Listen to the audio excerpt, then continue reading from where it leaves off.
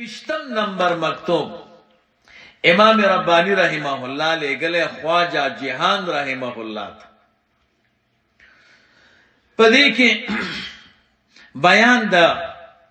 تیزی دے په متابعت د سید المرسلین کی د رسول الله مبارک صلی الله علیه وسلم په متابعت باندې ډېر تیزی بیان کړي چې تاسو په کار داده چې د رسول الله مبارک صلی الله علیه وسلم متابعت وکړي.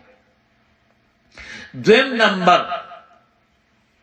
بیان د تیزی دے او د تحریز دے په متابعت د خلفای راشدینو کې رضی الله تعالی عنهم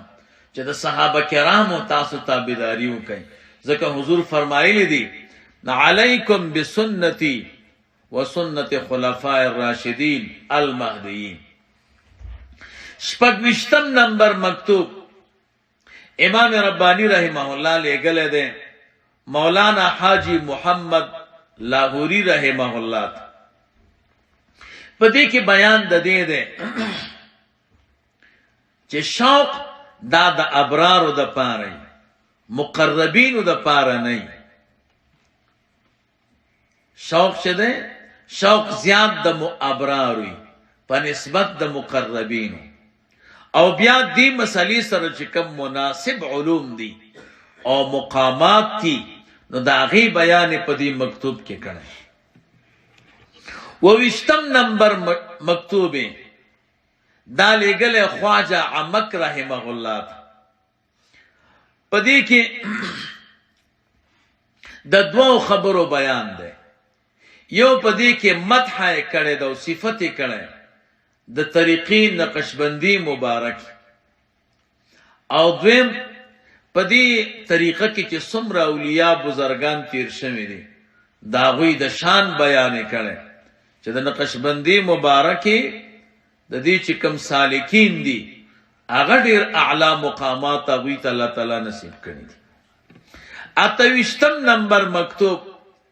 دائم خواجہ عمک رحمه الله تعالی غله پدی کې بیان دا غوچت احوالو ده اغلوی احوال او پدې کې بیان د تنزل او د تباعد ده کم شیونه سړی لري کوي او کم شیونه سړی راخته کوي. نهویشتم نمبر مکتوب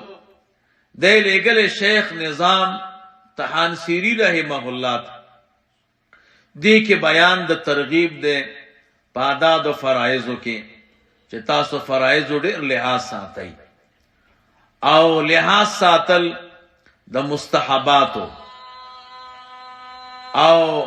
قلت د مبالات کم شي کې چې ثواب وغیرہ نه انو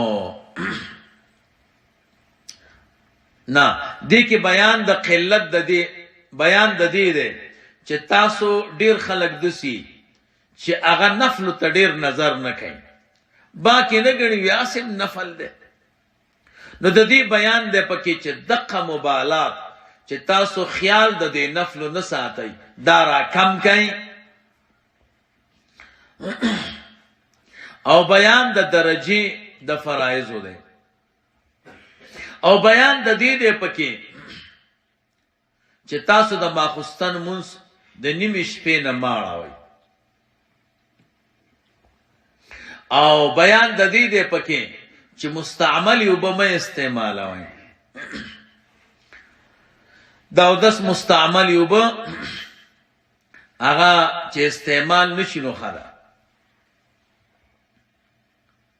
او بیان د دې دی پکې چې مریدان دې دا سجده نه کوي یا انحنا دې نه کوي خپل مرشد ته ځکه چې بیا برستو خلک بیا سجدي شروع کی نو د دین د خپل مریدان چې ده منی کړي.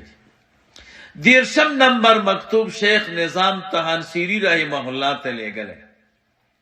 دا په بیان د شهود د افاقی او نفسی کې ده او بیان د تفرقه کوي د شهود انفسی او د تجلی سوری او په بیان د علو شان د مقام د عبدیت چې مقام د عبدیت د ټولو نه لوړ دی. دیو جن علماء وایي که د سړي 1000 کال عمر شي او دا 1000 کال د شپې الله ته ولاړ او ساره روزای د چې د دنیا نزي دی بعبد دي 1000 کالو کې د به صرف د الله تعالی بندش نو عبدیت دا ډېر لوړ مقام دی. سبحان الذي اسرا بعبده